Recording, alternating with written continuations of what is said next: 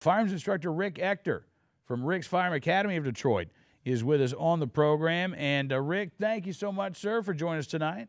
Hey, thank you once again for having me on. It's always a pleasure.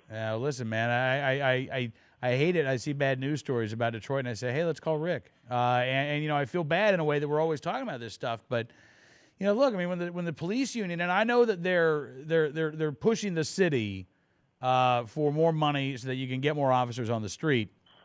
But when the police union says, you know, the conditions in Detroit are warlike, that visitors should enter at their own risk. I mean, look, they know what they're saying. Those are some bold and blunt statements.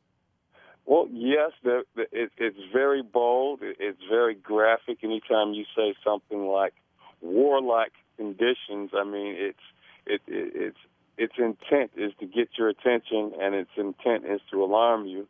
And if you look at our statistics, crime-wise, they are alarming.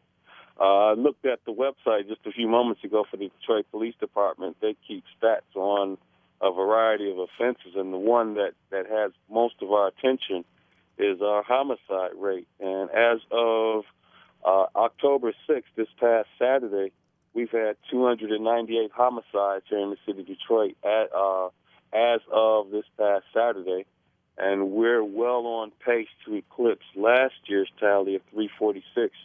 You know, the thing about these homicide stats is that they don't count justified homicides. Right. And if you recall, last year we were coronated as the justified homicide capital of the U.S. So, you know, to echo the sentiments you raised earlier during the intro, you know, yes, things are very bad here, but one saving grace that we do have is that we at least have a means of defending ourselves if we wish to either legally conceal carry with a permit or open carry. So I'm very proud that we have that ability to do so, unlike other major urban areas in the country.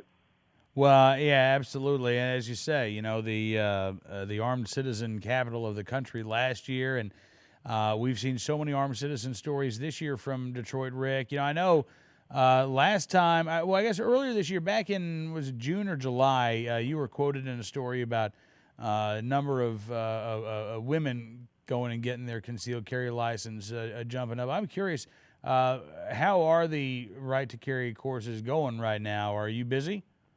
I'm very busy, and every single time that we have an incident in which a citizen legally armed defends themselves against one of these violent predators, you know, it's an uptick in business, it's an uptick in students, and it's an uptick in women. And I'm glad to see that, you know, not necessarily from a business perspective, but just from the sense that those individuals in our community that are targeted the most are responding. And I'm talking about seniors, and especially the women demographic is really responding.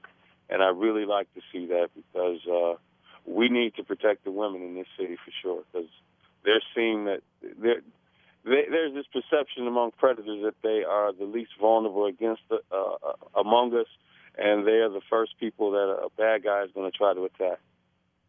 Absolutely. Hey, well, listen, Rick, glad you could join us on the program. Sure. Now, before we let you go, I got to talk. You know, the police chief once again resigned. I mean, you know, when you, as a resident of Detroit, to watch this mismanagement.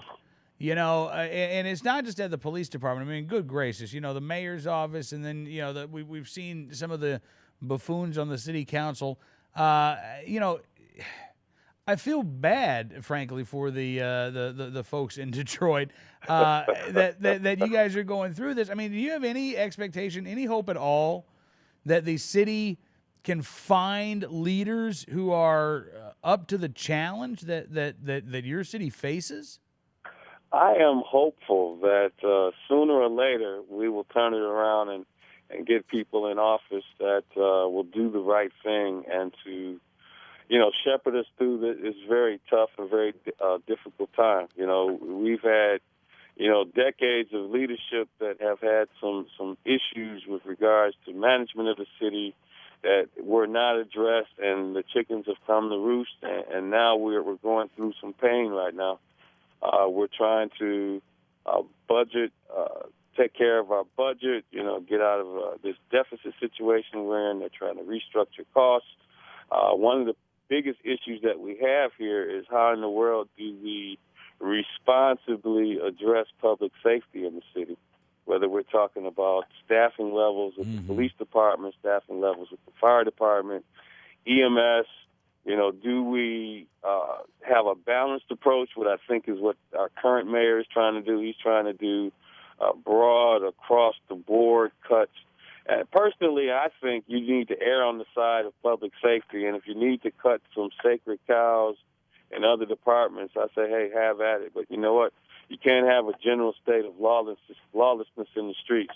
You really need to have some adequate level of police presence. But in the absence of that, I'm going to push and advocate that law-abiding citizens arm themselves so they can protect themselves, their families, and their homes. Talking with Rick Ector from Rick's Firearm Academy of Detroit. Rick, as always, sir, a very real pleasure, and I look forward to doing this again very, very soon. All right, then. I look forward to it. Give my regards to Mr. Pop, Price, and Gray. As always, Rick Ector here on Cam and Company.